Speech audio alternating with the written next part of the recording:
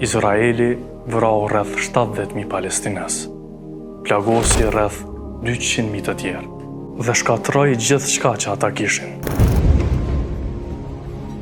Mes viteve 2023-2025 në Gaza, për të fshehur këtë tmerr, për të mbajtur të vërtetën e errësirë. Ata filluan të vrasin gazetarët. Të paktën 254 punonjës mediatik janë vrarë në Gaza dhe mbi 120 institucione mediale janë shkatërruar.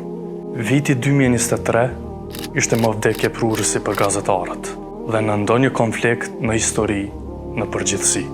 Gazetarët ishte në Gaza për të raportuar, për të treguar të vërtetën, por e vërteta nuk i shpëtoi as ata.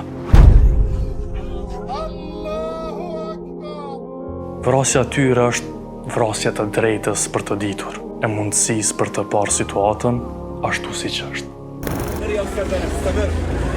Gazetarët që vdiqën në Gaza janë heronjtë që dhanë jetën për t'i pasqyruar botës atë që duhej të dinte. Izraeli po kryente akt gjenocidal. Ata nuk do të harrohen kurrë. Raportimet e tyre do të jehojnë gjithmonë. Kudo.